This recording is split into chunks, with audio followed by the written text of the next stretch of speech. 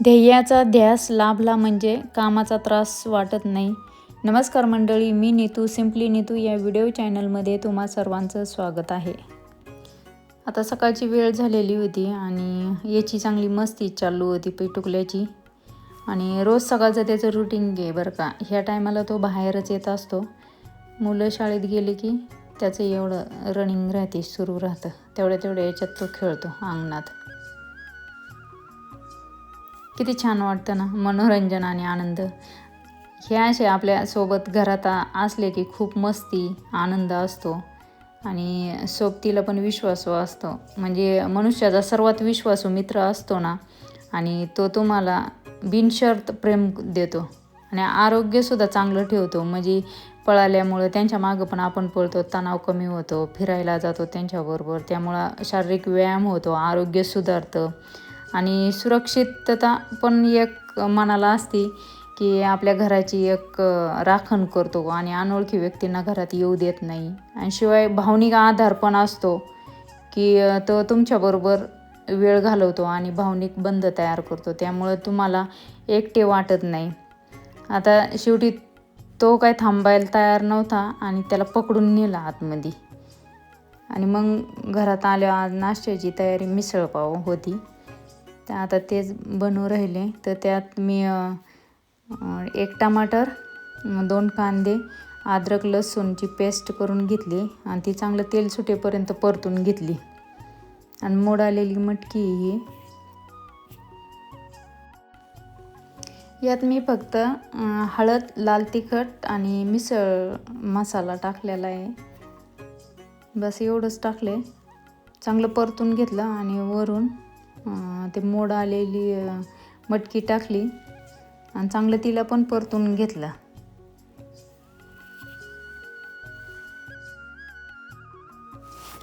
आता ही मिसळपावची रेसिपी 10 मिनटात तयार होती.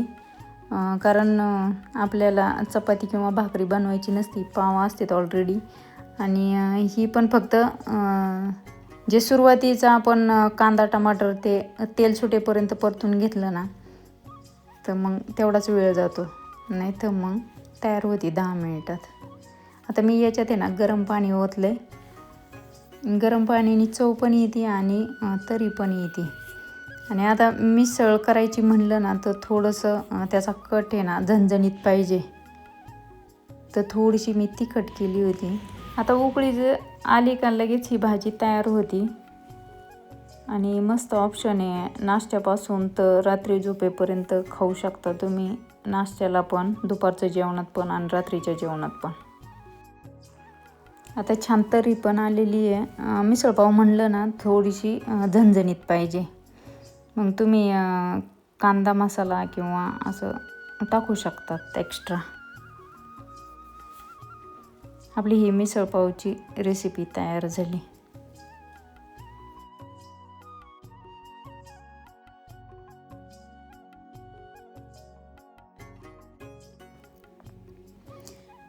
माझं झाडू मारायचं काम चाललं होतं आणि पिटुकल्याचं इथं पहा किती मस्ती चालू होती. म्हणजे कशात पण काहीतरी आनंद शोधायचा. मी झाडू मारत असताना ना तो सारखा असं, तर मी म्हणलं याची मान पण दुखन खूप म्हणून असं करतोय. तर नंतर समजलं, मी वरती पाहिलं तर हा झाडू ज्या दिशेला फिरतोय त्या दिशेला तो पाहतोय सारखा.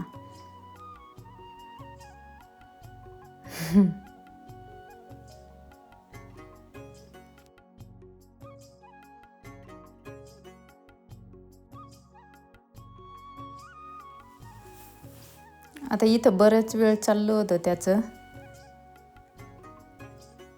आणि मग तशीच मी झाडू मारीत गेले खाली.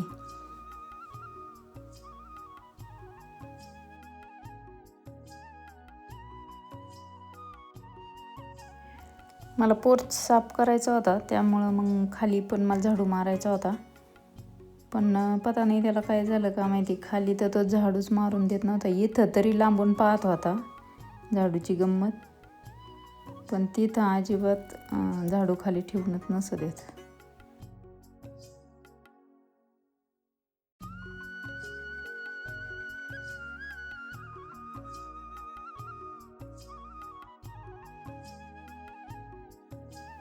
इथं उद्यापनाच्या दिवशी काढलेली रांगोळी मला ती जमा करायची होती, पण पिटुकल्याची मस्ती झाडूबरोबरच चालू होती. तो काय झाडूनच द्यायना, काय झालं होतं का माहिती. आज पूर्ण दिवसभर असाच करत होता.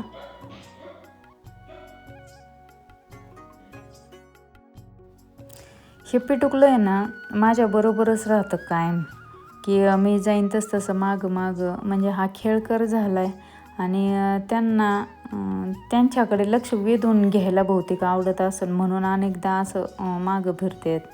किंवा त्याला इतकी झोप लागलेली राहते ना, तरी पण थोडासा आवाज जरी आला तरी लगेच उठून तो लगेच बाहेर जाणार किंवा कानवर होणार त्याचे. पण नेमकं पाहणार कोणी. पण तरी पण आहे ना, त्याला एवढी झोप आलेली असती, डोळे झाकतात तरी पण तो फिरतच राहतो. पण आज त्याला आहे ना, त्याच्या मनातच नव्हतं की ते झाडू मारावं काय. ते झाडू सकाळ धरून ते तसंच चाललं होतं. शेवटी मीच झाडू न मारता आहे ना, झाडू साईडला शूरॅक आहे त्यावर ठेवून दिला. मग तरी पण तो शांत बसत नव्हता. शूरॅकवर झाडू ठेवला तरी पण तो उड्या मारीत होता, पण तिथपर्यंत तो पोहोचलाच नाही झाडूपर्यंत.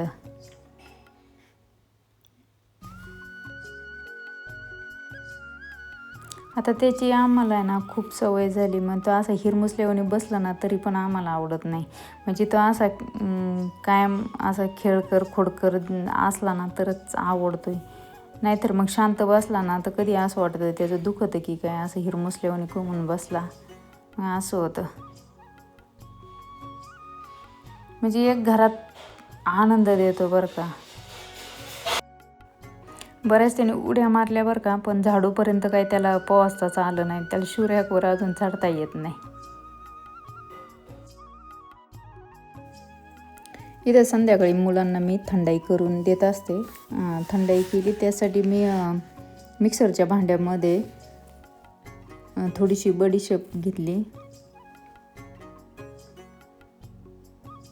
थोडीशी खसखस, थोडेसे धने, थोडीशी साखर, 2 विलायची आणि काळी मिरी 2 टाकल्या, 5-6 बदाम टाकले आणि मिक्सरच्या भांड्यामध्ये चांगलं फिरून घेतलं. नंतर 1 ग्लासभर दूध घेतलं आणि ते पण फिरून घेतलं. मी आधी फिरून घेतलं का तर बारीक होतं. दूध आणि ते सगळं संगच टाकलं तर ते बारीक होत नाही.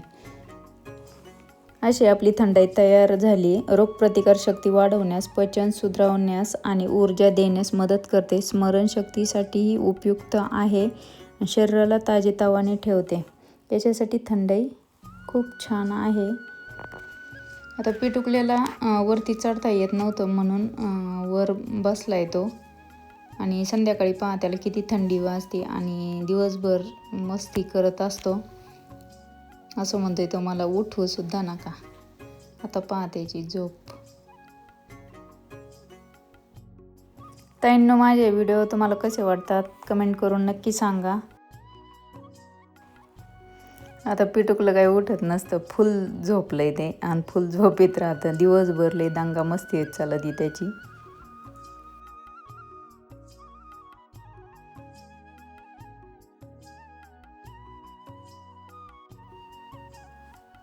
शेवटपर्यंत व्हिडिओ पाहिल्याबद्दल सर्वांना श्री स्वामी समर्थ.